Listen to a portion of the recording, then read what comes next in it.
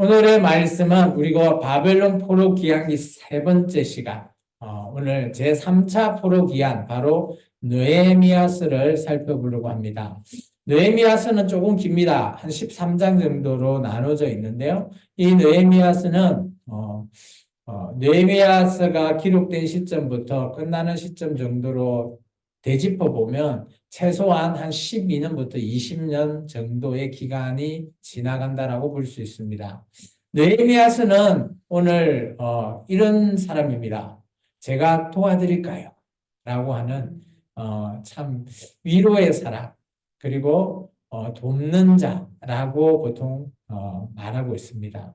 키워드는 두 가지입니다. 첫 번째, 뭘 돕느냐? 예루살렘의 성이 무너졌답니다. 그래서 성벽을 중수하는 거와, 그리고 하나님의 말씀을 전하는 에스라를 통해서 에스라 사역을 돕는 일을 합니다. 그리고 두 번째, 제1의 에스라 성경 강좌 실시를 할 때 준비위원회로 도와주는 자가 바로 느헤미야입니다. 우리 느헤미야서 1번 같이 읽어볼까요? 힘든 에스라에게 느헤미야를 보내셔서 성벽을 준수하고 에스라의 사역을 돕게 하시는, 위로하시는 하나님이시다.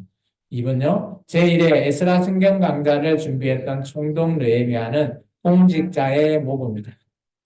느헤미야는 많은 일을 물론 했지만 그래도 정말 대표적인 일이라고 하면 그죠? 외부의 적을 막는 성을 쌓는 일, 그리고 두 번째 내부에 하나님의 말씀을 제대로 가르치는 일을 했다는.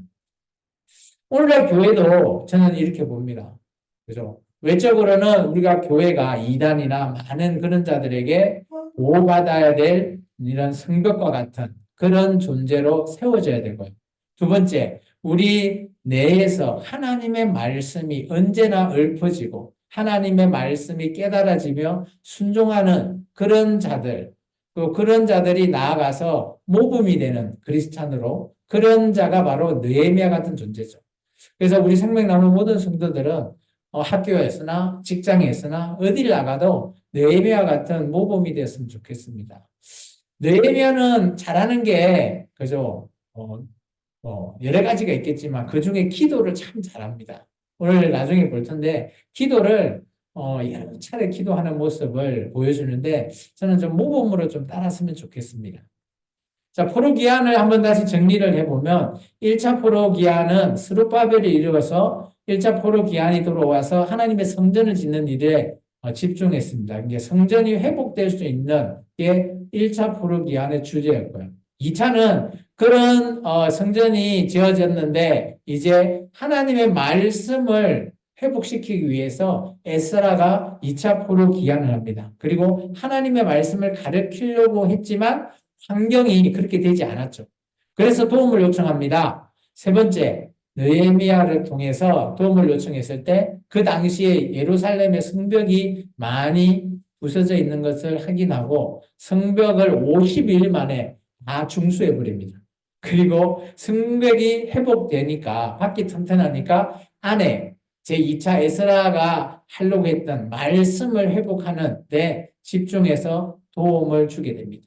그런 말미암아 하나님의 성전에 했던 많은 일들이 원활하게 이루어지게 하는 일이 바로 느헤미야의 일이었습니다. 정리해보면 이런 겁니다. 이런 포로 기한자를 위해서, 그죠? 위로의 메시지가 바로 회복시켜준다는 메시지입니다. 여러분에게 위로의 메시지는 뭡니까? 그래서 아플 때 낫게 해주는 게 위로의 메시지죠. 돈이 없을 때 돈을 많이 벌게 해주는 게 위로의 메시지가 되는 것처럼 오늘 하나님께서 바벨론 포로 1차, 2차, 3차에게 나누어서 성전이 회복되고 하나님의 말씀이 회복되고 이 성벽이 회복됨으로 말미암아 오늘 튼튼해지고 단단해질 수 있게끔 하시는 겁니다. 오늘날 교회도 마찬가지입니다. 교회도 내부적으로 말씀이 회복되고요. 외부적으로 전도가 회복되어서 정말 많은 자들이 예수님을 복음을 전파하고 믿고 돌아올 수 있는 자, 그런 회복이 하나님이 원하는 진정한 회복이 아니겠습니까?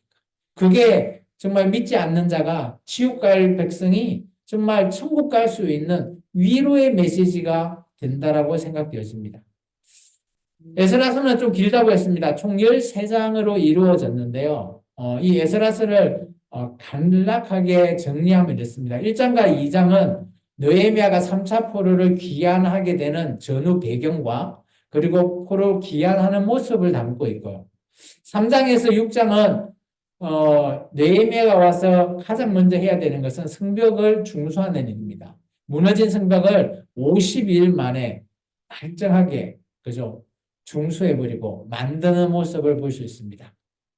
그리고 7장에는 포로 기한자에 대해서 설명이 되어 있고요. 첨언으로 8장과 9장은 이제 밖에 성벽이 튼튼해지니까 이제 내부적으로 하나님의 말씀으로 하나님의 백성이 튼튼해질 수 있게끔 에스라 성경 강좌를 진행하게 되죠. 그러면서 그 준비위원으로 느헤미야가 돕고 또 그때에 많은 백성들이 성경 강좌를 통해서 하나님 앞에 어떤 반응을 했는지 우리가 좀 이따가 자세히 살펴봅니다. 그리고 10장과 12장은 이제 성벽이 다 만들어지기 때문에 봉헌식을 올리는 장면이죠. 그리고 나서 에스라가 12년에 그죠 왕과 함께 12년간의 약속을 지킨 기한이 다 차서 다시 페르시아로 돌아가게 되죠. 그런데 또 들리는 소문이 그죠? 또 기존에 그렇게 잘 만들어 놓은 예루살렘 성전이 엉망이 되었답니다. 그래서 페르시아에 있던 그죠? 느헤미야가 왕에게 다시 좀 요청을 해서 그때는 기간이 언젠지는 성경은 말하고 있지 않지만 다시 요청해서 예루살렘에 돌아와 보니까 어떻게 됐을까요? 참 그런 내용이 13장에 포함되어 있습니다. 13장 이후에 느헤미야가 어떻게 했는지에 대해서는 잘 보이지 않아요. 이게 13장은 아마 페르시아로 돌아갔을 때 에스라도 그 예루살렘에 있지 않고 돌아가시지 않았나라고 보여집니다. 그렇기 때문에 그 예루살렘의 성전을 중심으로 있는 많은 제사장이나 이런 자들이 그죠? 그런 것들을 돌보지 않는 모습. 그래서 다시 느헤미야가 돌아와서 회복시키는 모습으로 끝을 맺고 있어요.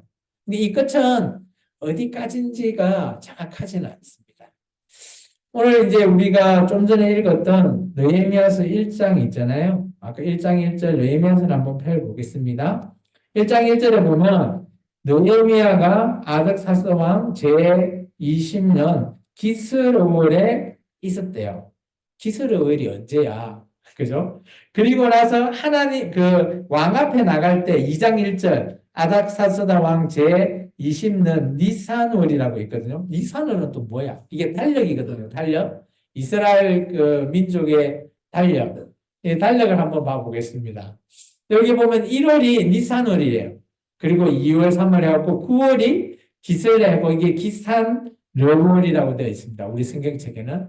그래서 쉽게 말해서 제20년 그죠? 기스레오엘에서 그 다음에 니산월까지 해서 4개월 정도의 시간이 지나죠.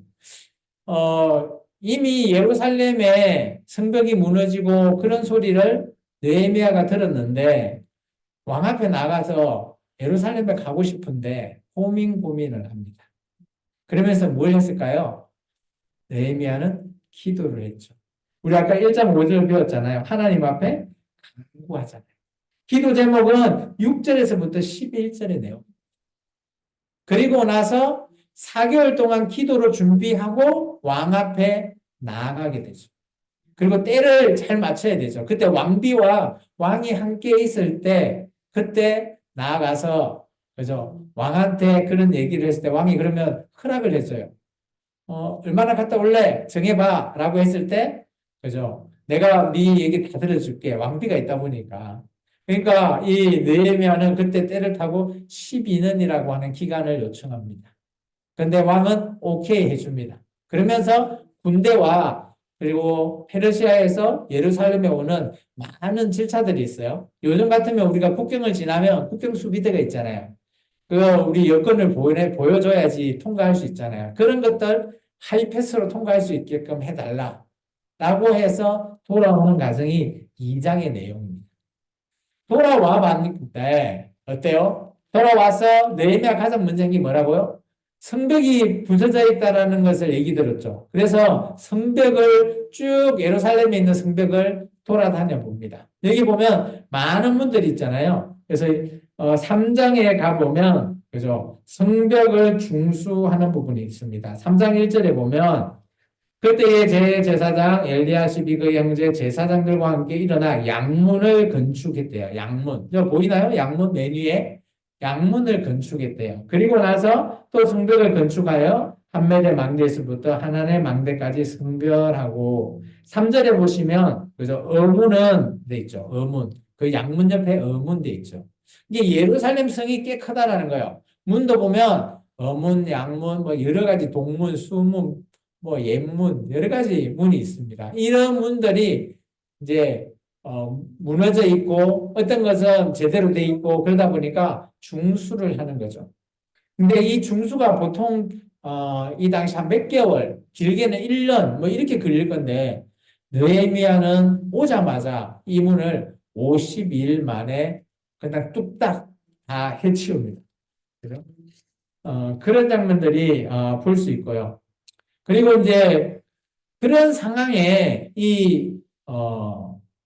남유다가 상황이 좀 좋지 않아요. 왜냐하면 이런 총독이 와서 이 나라를 다시 세우려고 하니까 주위에 이웃의 방해꾼들이 있습니다. 느헤미야 4장 7절에서 8절의 말씀입니다. 앞에 보이나요? 한번 같이 읽습니다. 산발락과 도비아와 아라비아 사람들과 암몬 사람들과 아스도 사람들이 예루살렘 성 중수하여 그 허물어진 틈을 메꾸려 한다 함을 듣고 심히 분노하여 다 함께 깨하기를 예루살렘을 가서 치고 그것을 요란하게 하자 하기로 돼 있죠.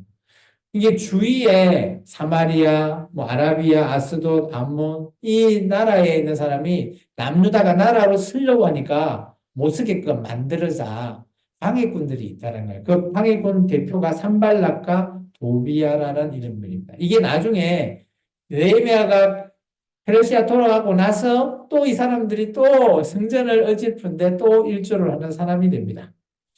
그리고 나중에 이제 이렇게 되어 있을 때 성벽 중수를 완료합니다. 실제적으로 성전이 중수가 되죠. 잘 한번 보시면 예루살렘이라고 하는 성이 있고요. 그 안에 성전이라는 거 있죠. 지금 화살표로 이렇게 쫙 되어 있는 데가 예루살렘의 성벽을 중수한 곳입니다. 성벽을 준수하고 나서 그죠 많은 백성들이 하나님께 찬양 드리고 그런 무리들이 막 기쁘면서 이렇게 하는 모습들을 볼 수 있습니다. 이렇게 해서 예루살렘에 느헤미야가 했던 성벽 중수가 마무리되는 거죠. 그러면 과연 느헤미야는 어떤 사람인가? 느헤미야는 첫 번째는 성숙하고 영적인 사람입니다. 그리고 신중한 사람이에요. 총독으로 왔지만 그죠? 자기가 그것을 갑질을 하는 게 아니라 신중하게 어떻게 하면 빨리 성벽을 중수할까? 그리고 또 많은 사람들을 잘 적재적소에 잘 배치해서 잘 마무리하게 되죠. 그리고 그러다 보니까 많은 사람들이 느헤미야를 신뢰하게 됩니다. 그리고 이 느헤미야 하면 정말 쉬지 않고 기도하는 사람 중에 대표적인 인물입니다. 우리가 좀 전에 읽었던 이제 기도에 대해서 보면 1장 아까 우리 5절에 대해서 얘기했죠. 그리고 6절부터 해서 그죠? 11절이 기도의 내용이고요. 그리고 2장 5절에 가보시면 지금 찾고 있죠? 2장 5절에 가면 또 기도를 하는 장면이 있고요. 그리고 4장에 가보시면 4장 4절에서 6절의 말씀은 제가 읽어드릴게요. 4장 4절에서 6절에 이런 표현이 있습니다. 우리 하나님이여 들으시옵소서. 우리가 업신여김을 당하였나이다. 이때가 산발랏이 방해할 때입니다. 그들이 여기서 말하는 그들은 산발랏 같은 해방하는 세력들이죠. 그들이 욕하는 것을 자기들의 머리로 돌리사 노략거리가 되어 이방에 사로잡히게 하시고 주 앞에서 그들의 악을 덮어두지 마시며 그들의 죄를 도말하지 마옵소서. 그들은 건축하는 자 앞에서 주를 노하게 하였음이니이다 하고 이어 우리가 성을 건축하여 전부가 연결되고 높이가 절반에 이르렀으니 이는 백성의 마음이 들어 일렀음이라 하였음이니라. 이렇게 기도를 하는 거죠. 하나님 앞에 악한 사람들 제발 좀 막아달라라고 하는 기도가 있고요. 그리고 이런 중간중간 성적이 중수되고 나서 느헤미야는 그때그때마다 기도하는 모습들이 있어요. 5장 19절에 보면 이런 말이 있습니다. 내 하나님이여 내가 이 백성을 위하여 행한 모든 일을 기억하여 주시고 은혜를 베푸소서라는 있죠. 이게 뭔 말인가 하면 느헤미야는 12년 동안 그죠? 녹을 받지 않았어요. 임금을 받지 않았죠. 사례비를 받지 않았어요. 마치 저와 같이 사례비를 받지 않고 열심히 일한 사람. 그런 것들을 하나님 앞에 저 좀 기억해 주세요. 저 잘했죠? 라는 거죠. 그리고 6장에도 보면 6장 14절에 보면 그죠? 또 이렇게 얘기합니다. 하나님이여 도비와 산발락과 엿선지자 노아 다와 그 남은 선지자들 곧 나를 두렵게 하고자 하는 자들의 소행을 기억하옵소서. 이게 자기를 해하러 가는 사람한테 하나님 앞에 잠깐 기도합니다. 하나님 저들이 나를 해하려고 해요. 하면서 하지 못하게 좀 막아주세요. 이게 이런 기도의 모범은 우리도 할 수 있잖아요. 우리가 삶을 살아가다가 어떤 안 좋은 상황이 있어. 그럼 하나님 앞에 그때 기도하는 거예요. 짧게. 기도문이 길지도 않잖아요. 하나님 저를 좀 도와주세요. 누가 나를 힘들게 해요. 또 어때 뭐 어려울 때는 하나님이 이런 문제가 있습니다. 이거 좀 해결할 수 있게 지혜를 주옵소서라고 한다든지 그런 여러 가지 기도를 할 수 있습니다. 그리고 나중에 성전이 지어지고 나서 또 뭐 그런 기도도 했다라는 거죠. 그래서 이 사람은 기도하는 사람이다 보니까 심지가 견고해요. 누구의 말도 듣고 않고 흔들리지 않아요. 하나님 말만 듣고 하나님의 기도를 의지하지 사람의 말을 들으려고 하지 않는 자 중에 한 명입니다. 그리고 이 사람이 아까 얘기했지만 12년 동안 총독을 있으면서 그죠? 임금을 받지 않았어요. 이게 검소하고 경건한 공직자의 표본이 되고요. 그리고 일을 두고는 절대 쉬지 않는 사람입니다. 그래서 52일 만에 성벽을 건축했던 사람이죠. 그리고 나서 시비를 분명히 합니다. 자기를 방해하는 세력에게 하나님 앞에 기도로서 직고도 하고요. 또 그들을 하지 못하게도 총독으로서 막습니다. 또 이런 사람이 에스라라고 하는 사람, 자기의 스승으로 보통 얘기하고 있는 그런 스승에게 위로의 사람이 되는 겁니다. 내가 도와줌으로 말미암아 우리 스승의 위로가 되는 사람. 참 얼마나 기쁠까요? 누군가가 당신에게 위로가 되는 사람이 있다? 그러면 그 사람은 정말 당신에게 있어서는 둘도 없는 사람이죠. 그런 사람이 바로 가족이고 또 우리 교회 공동체라고 저는 생각되었습니다. 그리고 이 사람은 그죠? 자기의 개인적인 이익이 아니라 그죠? 자기가 총독으로 왔던 그런 공적인 일을 중요하게 생각하는 사람. 그리고 아까 얘기했지만 12년 동안 임금도 받지 않을 거예요. 그리고 에스라를 돕고 성벽을 중수하고 그리고 제1의 성경 강좌를 준비했던 인물입니다. 그러면 제가 요중에 빼먹은 거 있죠. 에스라 제1의 에스라 성경 강좌, 초막절 성경 강좌의 모습까지 보고 마무리하겠습니다. 우리 8장 한번 가볼까요? 8장 1절에 보면 이런 얘기가 있습니다. 이스라엘 자손이 자기들의 성읍에 거주하였더니 일곱째 달에 이르러 모든 백성이 일제히 수문 앞 광장에 모여 학사 에스라에게 여호와께서 이스라엘에게 명령하신 모세 율법책을 가져오기를 청했죠. 모세 오경을 가져와서 수문 앞 광장에서 많은 백성에게 그 말씀을 읽어주고 깨닫게 했습니다. 그래서 2절에 보면 일곱째 달 초하루에 제사장 에스라가 율법책을 가지고 회중 앞에 많은 곧 남자와 여자가 알아들을 수 있게끔 그죠? 모든 사람 앞에서 3절에 보면 그죠? 일금에 뭇 백성이 그 율법책에 귀를 기울였대요. 그러면 잘 보면 우리가 성경책을 읽는 것만으로도 우리가 그죠? 율법책이 깨달아지고 그것을 알 수 있다라는 겁니다. 그리고 8절에 가 보시면 그죠?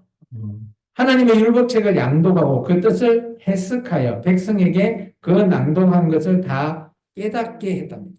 이게 이제 오늘날 저와 같은 목회자들이 여러분에게 말씀을 전하는 거죠. 그 말씀을 해석해서 여러분이 알아듣기 쉽게끔 전하는 거죠. 그랬을 때 그 말씀을 들은 사람들의 반응이 이렇습니다. 9절입니다. 같이 한번 읽어볼까요? 찾았으면 백성이 율법의 말씀을 듣고 다 우는지라 총독 느헤미야와 제사장 겸 학사 에스라와 백성을 가르치는 레위 사람들이 모든 백성에게 이르기를 오늘 너희 하나님 여호와의 승일이니 슬퍼하지 말고 울지 말라라고.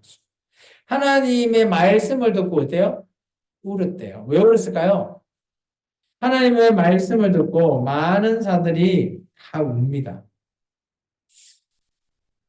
대부분 이렇게 얘기합니다. 모세오경을 통해서 하나님께서 이스라엘 민족과의 그런, 그죠? 언약의 관계, 그런 모든 것들을 하나님께서 그 모세오경에 어떻게 됐는지, 하나님을 떠나면 어떻게 되고, 그런 모든 것들 다 적혀 있었어요. 그러니까 이들이 하나님이 하라는 대로 안 하고, 하지 말라는 것이 모세오경에 있는 대로 하다 보니까 자기들이 바벨론 포로로 잡혀가고 죽임을 당하고, 결국은 이제 다시 예루살렘에 돌아왔는데, 그것이, 그죠? 이전에 하나님이 자기 민족에게 내려졌던 말씀이었다라는 거예요.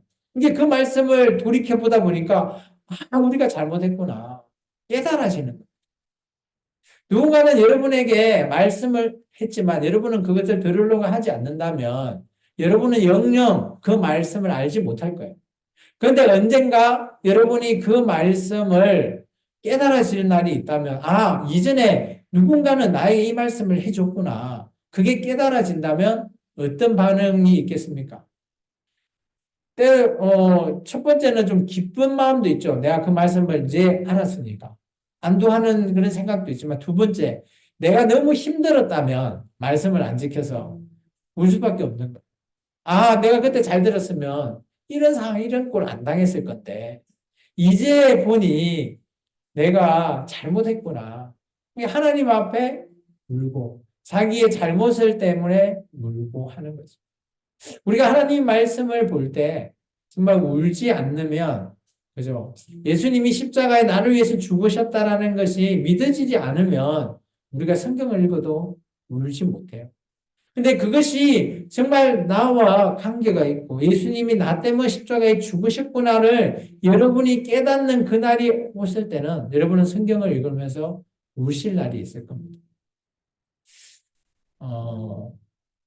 어떤 목사님이 이런 말을 했습니다. 성경을 보고 울지 않는 사람은 성경을 알지 못하는 사람.